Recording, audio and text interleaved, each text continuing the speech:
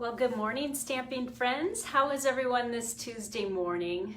I'm doing great, and I always love getting up, having my coffee, and getting ready to share some projects with you. So thank you so much for joining me. For those of you who might be new to this channel, my name is Lorri Heiling, and I'm an independent Stampin' Up! Demonstrator, and I love sharing my projects with you. So thank you so much for taking the time to join me today. Well, I am in total Christmas mode over here because I am getting ready for my cozy craft retreat in a box. Thank you again so much for those of you who signed up, and we did sell out, so I'm thankful for that. So now I'm almost done creating, and then the work really begins, cranking out all the die cutting and sorting and you know, just getting everything organized so that I can put these in a box for you. So thank you so much. So the reason I bring that up is because we are using one of the stamp sets that is included in with the class that I'm offering. So can you guess which one it is? I'm gonna switch my camera around. Hopefully I won't have that problem I had last time. I just fought with this thing, and I need to figure out a better way to do this. I also need to figure out how to edit my YouTube. I could have taken off probably 2 minutes of my video if I could have figured out how to crop it, but when I did it, you know what I did? I cropped it, and then I saved the part that I wanted to delete. I did it opposite, so I just had to reload it, and you have to fast forward through those 2 minutes of awkwardness. So actually that went pretty well today. So here's the stamps that I was talking about. Gnome for the holidays. Isn't this adorable? If you like gnomes. But you know what? I didn't like gnomes, and they are totally growing on me over the last couple of years. So I was so glad Stampin' Up! Came with one this year. All right, the other one we're going to use is this stamp set from last year called Still Scenes. I was so happy this carried over because it has the snow globe, and it's so fun to make an interactive card where you can add whatever you want inside of there. You'll see that it's a 3D card. And then they have a nice little set of dies that sometimes you just create and use these little shapes and don't even need to do the 3D thing. Sometimes it's a little tricky to send these in the mail. You have to use a padded envelope, or if you hand one to someone like on top of a gift for Christmas, then you're okay. But to mail these with stamps is a little bit awkward. You need a bubble mailer. All right, so I'm gonna not show you the project before, and you'll just kind of see it, the creation of it before your eyes. The cardstock I'm using, it's called Seaside Spray, and it's an in color that came out last year, so it's only got this year left, and then it will be gone, but it's a real fun color to work with. This is a basic card size, A2, which is 8.5 by 5.5, and then I just scored it down the middle at 4 1/4. And I should probably show you how I score. I use the Simply Score tool that you can find in the catalog, but if you don't have that, you can use your pick tool, and these have different ends on it. I use this for the pickup tool. And then this is what you can use for the scoring tool. And there's two sides on it, the larger ball and the smaller ball. So a lot of people ask me, what size do you use? I tend to use the larger ball for designer series paper because it's a little bit thinner and you don't want it to tear. If you press too hard, you can sometimes tear it. And then for the cardstock that's thicker, I use the smaller end. So anyway, that's one other way you can score. Or if you have the Stampin' Up! Trimmer, one of the blades is a cutting blade and the other blade is like a scoring blade. So there's many ways that you can score your paper. So anyway, just fold that in half, and then the next layer is going to be kind of a little bit of a standard size. It's 5 1/4 by 4 inch, and we can just go ahead and adhere that right away. This is real red. So let's just put that right on the front and get one layer out of the way. So there you go. Now the next part that we're going to do is let's do the background of this. So we want to add some snow to this Christmas card.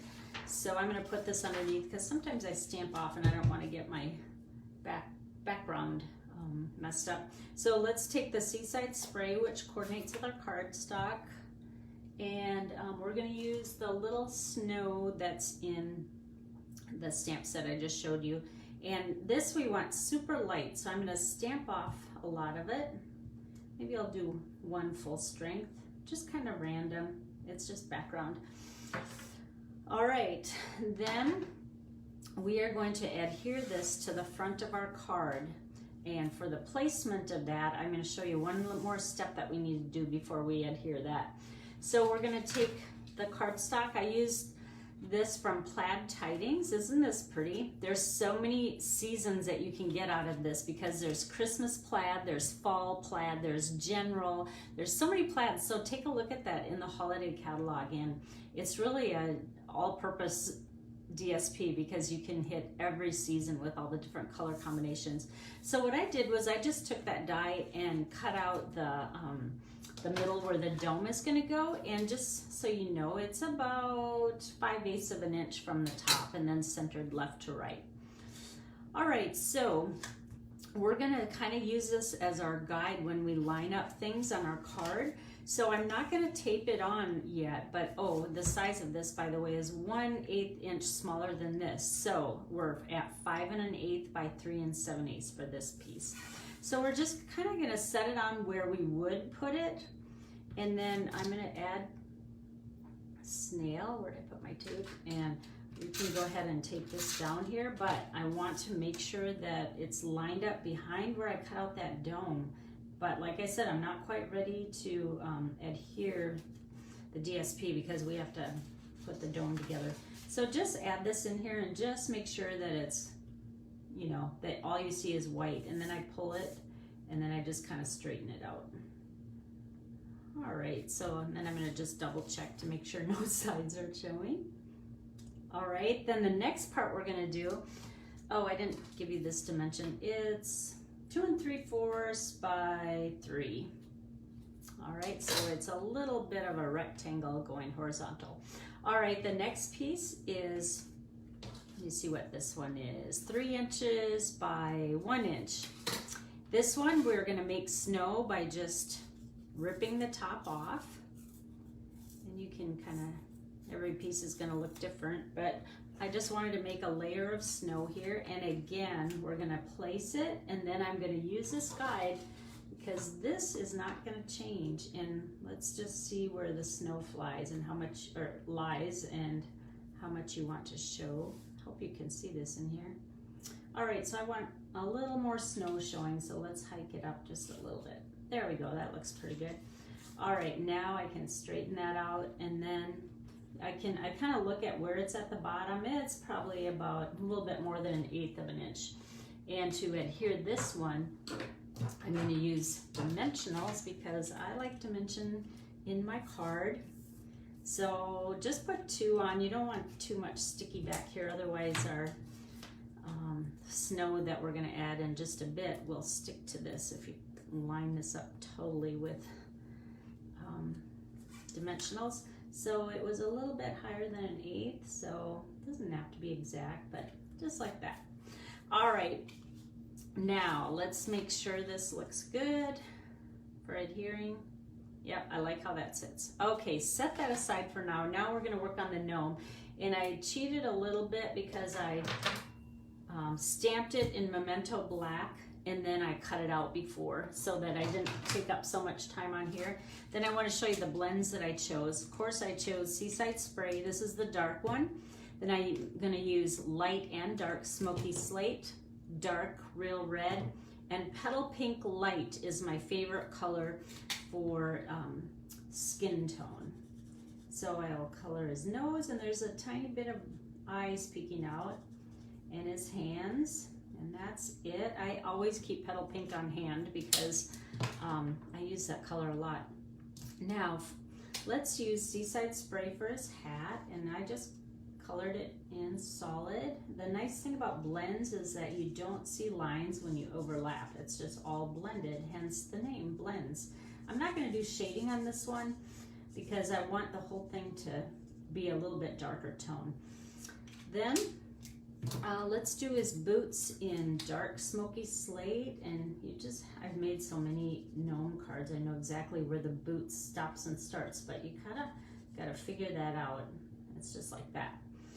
And then for his beard, I take the smaller end, not the painted end, and what I do is I just follow the lines that are already there. I don't want it to be a solid gray. I just follow kind of like every other line or every line, but just kind of, there's no rhyme or reason, just kind of wherever you think. And that way it's not solid and it gives it a little bit of dimension. All right, now let's color his outfit. He does have a little outfit on under here. And again, after you make a bunch of these, you're gonna see where the lines are. I just know automatically. The tricky one is this one. I make the most outer line his outfit. All right, and let's do the bell red just to bring in some red. And then I did one more thing. I just kind of outlined some of these in red because I want to tie red in his hat. So just kind of dot all the pieces and then maybe just follow the lines so that his hat coordinates with the front of the card. All right, now we can go ahead and put him in the globe. And what I did for this one is I took our foam adhesive strips. This, remember, is about double the width, or I mean double the height of 2 dimensionals, so it's gonna pop it even more. So let's just put that on the back, bring our card in again, and we're gonna sit him on the snow. Let's try here. Before I push it down, I want to measure again. You use this as your guide because you want everything to be exactly where you want it before you adhere it. So I think that looks pretty good. So we can go ahead and push that down. All right, now we're going to do the dome part. So grab your dome. This is in, I think, whoops, hold on. This is in the holiday catalog, and there's going to be backing on the front of the dome and on the underside. For starters, let's do the front side, and I used my pick tool to kind of get the edge up and going, and so just remove that like that, and then just center this. Let's see, I think it might be easier to hold it. It'll fit perfectly on there. And then you want to make sure you press all the way around because, like I said, for what we put inside, we do not want any of the snow to escape. All right, now we can add adhesive on the back side. And I load this up pretty well.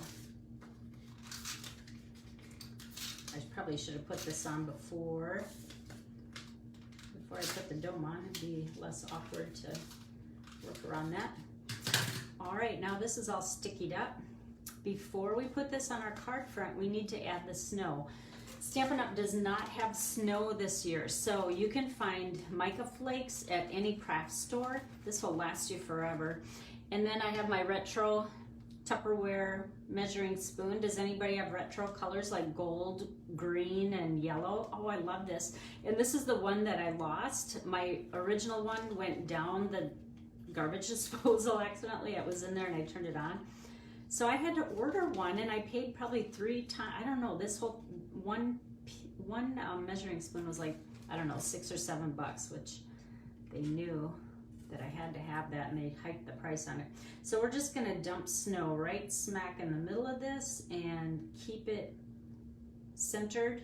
The reason I'm not using more, because it seems like, oh, Lorri, you should add some more. That's not true, because the more you add, the more it's gonna fill that dome, and you're not even gonna see the Santa or the little gnome underneath. So, and we want to get rid of these edges. Now, oh, I need to set something here to keep it down so it doesn't pop up. Now we're just gonna remove that second back on the back side of the dome, and just use your poke tool. I can get it started here. There we go. And remove that. And now I gotta stand up so that I get this centered. Do any of you guys stamp standing at home? Oh, it's crazy. I just get a better view. So just center that. That looks good. Here we are. Now this is that shaker card. Just make sure all edges are sealed. You see how it makes a layer, but much higher or much more snow in there would fill them up. It would be like a blizzard in there. So let's just do a little bit, and it's on the bottom. Now it's not quite done. This card looks a little bit naked, so we need to add a base to this. And I just took the die and I use real red, and then we have this really pretty gold foil in the catalog. There's red and green that comes in the pack, and so we are going to just add the foil on top of the red.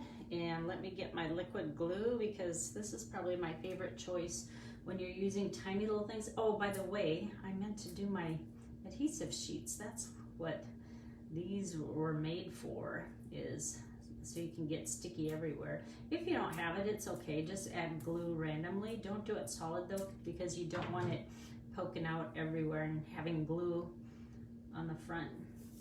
And then it's the same exact shape, so just line it up there. And I think that looks good. And just press it down, and isn't that pretty?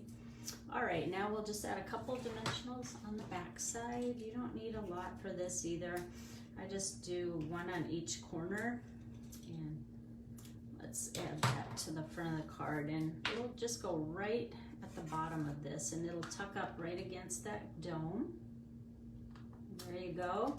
And we're gonna add a bow, and this is actually from Playful Pets. This is a nice ribbon combo, because you get black and white baker's twine, which is so classic and you can use on anything.